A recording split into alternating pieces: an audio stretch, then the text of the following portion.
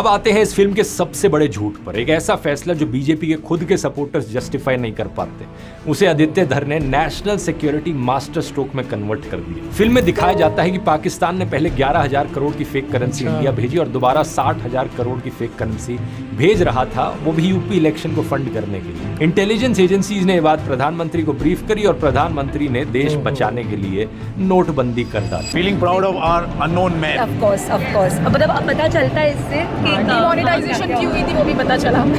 अब वैसे तो आप इस चीज को थोड़ा लॉजिकली सोचोगे तो खुद ही आपको लगेगा कोई सेंस है इस बात का। इतनी छोटी सी चीज के लिए कोई इतना बड़ा एक्शन लेता है क्या? ये तो वही बात हो गई कि घर में चूहे को पकड़ने के लिए आपने अपने पूरे घर को आग से जला दिया।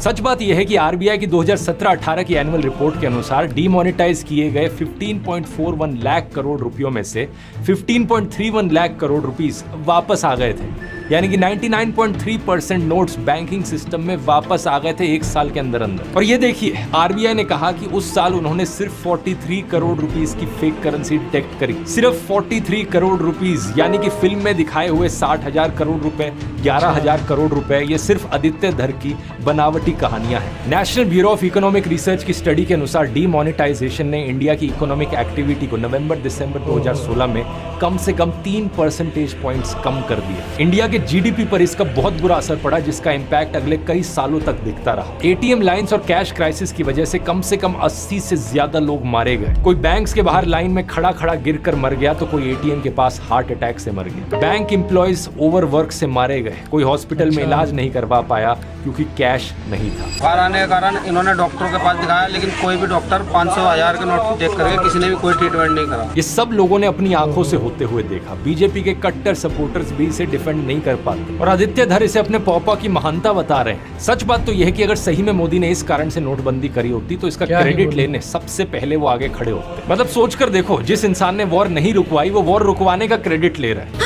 वॉर रुकवा दी पापा। जो इंसान पुलवामा के शहीद जवानों के नाम पर वोट मांग रहा है वो इस चीज के लिए क्रेडिट ना ले, ऐसा हो सकता है क्या? मैं मेरे फर्स्ट टाइम वोटर से कहना चाहता हूं कि आपका पहला वोट पुलवामा में जो वीर शहीद हुए, उन वीर शहीदों के नाम आपका वोट समर्पित हो सकता है क्या? बाकी आप इस बारे में क्या सोचते हैं, कमेंट सेक्शन में जाके जरूर बताइएगा।